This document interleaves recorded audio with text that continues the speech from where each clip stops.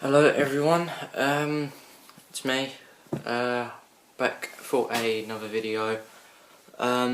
Before I get into this video, if you could just subscribe, like, because you've got nothing better to do whilst watching this video. So if you do that, it will be really good for me.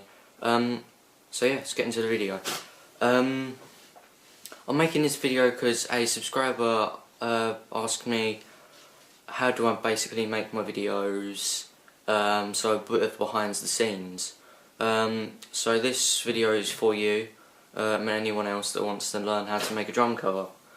So first things first, camera equipment. You can use pretty much anything that's, I'd say, about 5 years old or newer.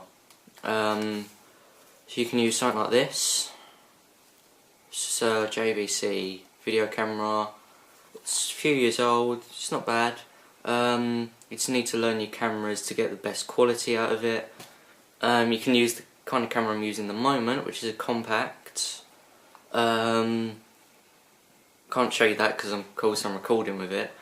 You can use a DSLR, which is what I'm going to be using soon, because I'm going to be upgrading my cameras, equipment. You can use a phone. Now this is really useful. You might think, hang on, phones, it's not going to be all that great. This is where you're wrong. If you look at my Gregory Porter video, I will put a link up here. That was shot on a iPhone 6, so not this one. The audio, I used acoustic heads, and that was all done through iPhone 6. With a bit of EQing, and personally I think it sounded really good, just from an iPhone, so pretty pleased with that. I don't have one right with me now. I can see it's over there, but I'm not going to go get it now. You can use a webcam. Now, I've tried webcamming before when I used to do live stream on an amplifier. They're useful, but they can lag really badly unless you get like an up-to-date one. So I would try and stay away from doing that, if you possibly can. So now on to mounts. Again, I can't show you the mount I'm using right now because it's holding the camera up. I use a GorillaPod instead of a tripod because I find it easier to mount stuff to like the lights, cymbal arms and whatnot. I find it easier for that instead of using a standard tripod. Nothing wrong with using a tripod. I just prefer using GorillaPods because they're cheaper and more accessible for me. So that's that. Lighting doesn't matter too much. As long as you can get some decent amount of lighting, I wouldn't worry too much. Microphones. For my current setup, because I'm using triggers, I don't need to record acoustic heads, so that's why I haven't got a good set of drum mics. If I was to be recording my acoustic heads, I would probably invest in some drum mics, or again just use the iPhone, or invest in one of these. It's a Rode mic. It's very good quality. This isn't the Pro version, this is just the slightly cheaper version. And you know what? It's probably the best 70 quid I've spent on a mic. It's so good. If you plan to use it with an iPhone, you will need a adapter like this, so it can have the 3 ports like that. I'm hoping that focused. Because if not, it's not going to record with the standard 3.5mm jack. If you want to go for a bit more pro sort of tech, I'm going to pause this video here and I'm going to quickly go get that. Right, I've got the microphone now. If you want to go more pro equipment, you should get one of these. This is what I record all of my videos when I'm using normal cymbals. It's a SE1000 2002 100T. Yeah, I did say that right. It's a condenser mic. You tend to use a condenser mic for your cymbals anyway, so this works perfect for me. I've got no complaints about this. It's perfect. Let's get it set up great. If you get it set up perfect position, takes a bit of fiddling, but that's what mic checks are for. Bit of EQing occasionally, because I like to have my drum covers sounding quite raw. I know could sound better if I cued them a lot more, but I like to have a raw sort of sounding, so it's not hiding anything. And yeah, this microphone definitely is. It's expensive. It's a very expensive mic, but it is worth every penny. If you plan to be doing singing, like vocals, possibly recording guitars, like the like acoustics, and drums, perfect. So that's basically the equipment side. I'm sorry I'm talking a lot, but I need to explain. Coming to editing, I use a Mac because personally I think it's the best for editing, photos and video editing. Sorry if you love Windows. I love Windows, but Windows I feel too many issues with that. It's not reliable enough. I'm flitting between Final Cut Pro and Premiere at the moment. Quite a few of my videos are done with iMovie. There's nothing wrong with that. It's a free bit of software if you get a Mac, I presume.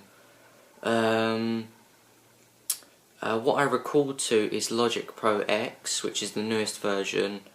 Again, yeah, that's pricey, but it's an investment that is good. It's a very good investment.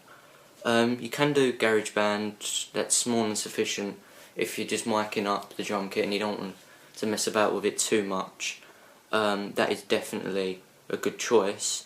I think if you don't have the latest Macs now, you have to pay, I believe it's $3.99. But if you have like Logic, it's not a problem.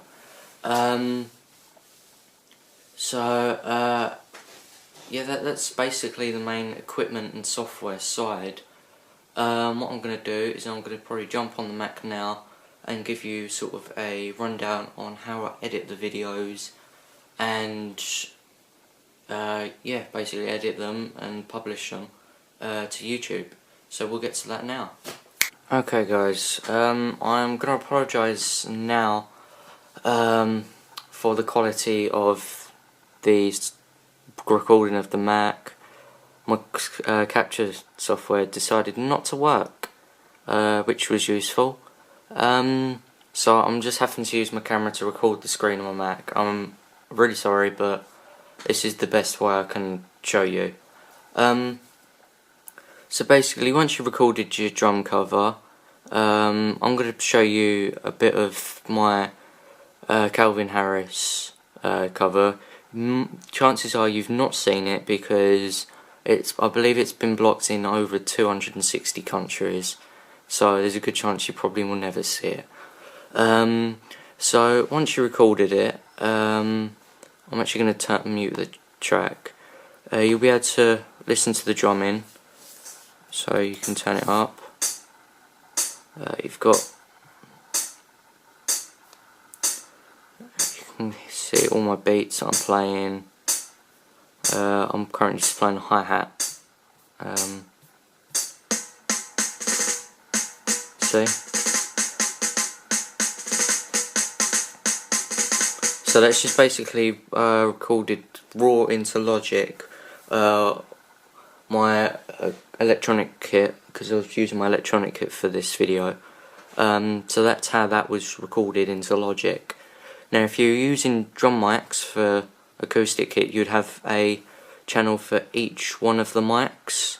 So if you see I've got audio 1, That's actually going because I've got my Mac mic on for some reason. But that would, I just used a iRig, which you normally can use for an iPad and stuff. I do have a Focusrite interface, which I use when I'm using the condenser mic and stuff. So you might need to look into a multi-channel interface if you're using drum mics. But for what my purposes, those are fine. So once you've done that, I actually listen to the audio from Logic when I'm recording, so it matches up perfectly. So what you do is you just drop the song in. I'll unmute that quickly, and you can play a bit. So that will go through my headphones. So when I record, it is perfectly matched up, as you will now be able to hear.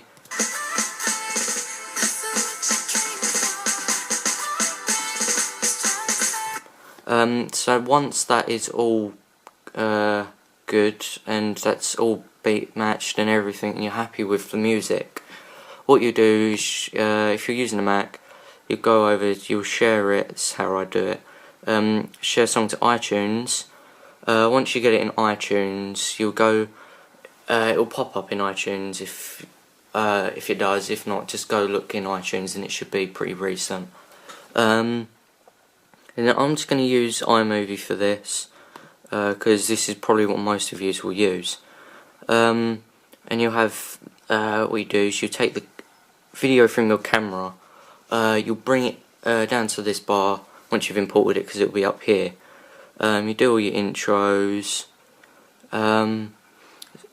So this becomes the hard part, is trying to beat match the song and you're playing to the video. So what I recommend doing is either before or the end of the video is just hit a cymbal or a drum. That will give you like a sort of wavelength in the audio in both of them, and you can match those up together, and that will make life so much easier to match both of these. So once you've sort of matched both of them, you can watch the video, which is over here.